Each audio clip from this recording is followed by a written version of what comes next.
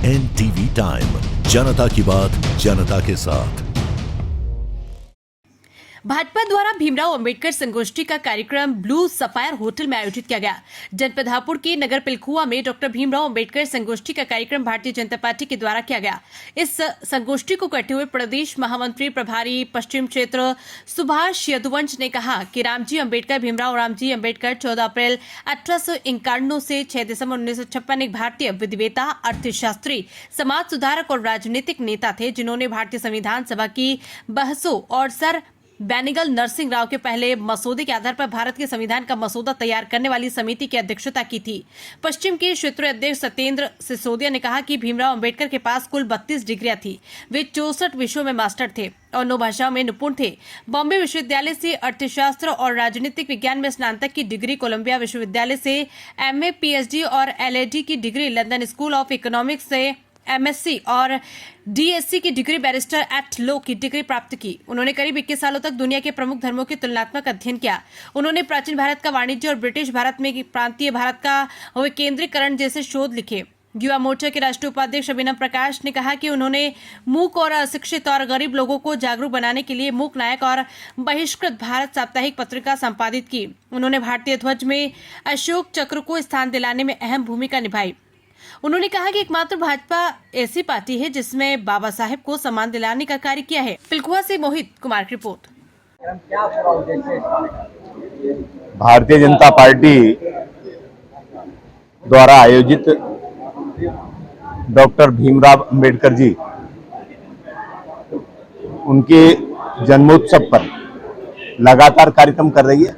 उसी के निमित्त आज का कार्यक्रम जनपद हापुड़ में संगोष्ठी का कार्यक्रम था, जिसमें प्रदेश के महामंत्री और विधान परिषद के सम्मानित सदस्य आदरणीय सुभाष यदुवंश जी मुख्य अतिथि के रूप में और अभिनव प्रकाश जी अपने मुख्य वक्ता के रूप में पधारे, जिसमें बाबा साहब भारत रत्न डॉक्टर भीमराव अंबेडकर जी के जन्म उत्सव पर आयोजित जो कार्यक्रम हुए हैं उनके बारे में भारतीय जनता पार्टी ने आज तक संविधान के लिए जो जो चिंताएं की हैं, संविधान के माध्यम से आम जनमानस के लिए जो काम किए हैं, डॉक्टर भीमराव अंबेडकर जी का सम्मान बढ़ाने के लिए जो काम किए हैं, इस संगोष्ठी में उन सब पे चर्चा हुई है। मैं आप सबके माध्यम से बताना चाहता हूं कि देश के यशस्वी प्रधानमंत्री माननीय नरेंद्र मोदी जी ने डॉक्टर भीमराव अंबेडकर जी के द्वारा जो संविधान के लिए काम किया गया था उसकी बारंबार सराहना की गई है। उनको सम्मान देने के लिए डॉक्टर भीमराव अंबेडकर जी को जितने भी सम्मान दिए जा सकते हैं उनकी तरफ से, चाहे भारत रत्न जब दिया गया था तब भी भारतीय जनता पार्टी की सरकार थी। हमने जहां जहां उनकी स्मृतियां जुड़ी हुई हैं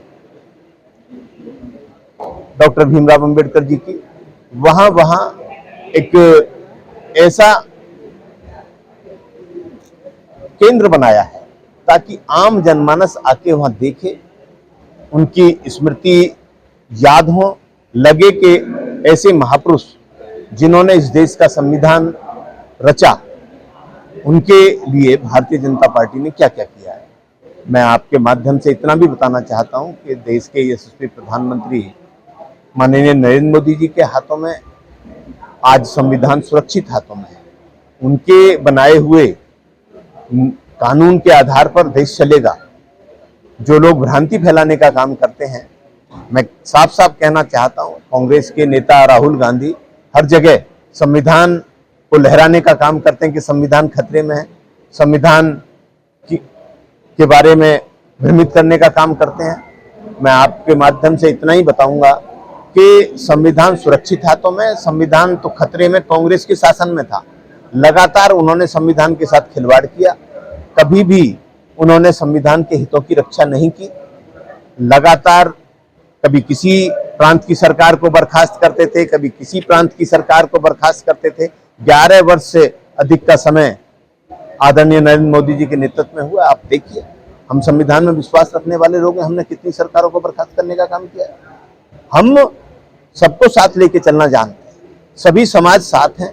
आज जिस अनुसूचित समाज के बारे में कांग्रेस ने लंबे समय तक छुआछूत जैसी समस्या पैदा करके रखी थी, आज भारत के यशस्वी प्रधानमंत्री नरेंद्र मोदी जी ने समरसता दिवस के रूप में सभी समाजों को एक साथ बैठ के भोजन करके एक साथ रहने की जो प्रेरणा दी है, उस पर सब लोग काम कर रहे हैं। बीजेपी महिलाओं को लेकर बड़ी बड़ी बातें करती है। आपके वक्ता द्वारा एक दलित समाज की नेता मायावती पर बार-बार टिप्पणी की गई, इसको लेकर किस तरीके से देखते हैं आप?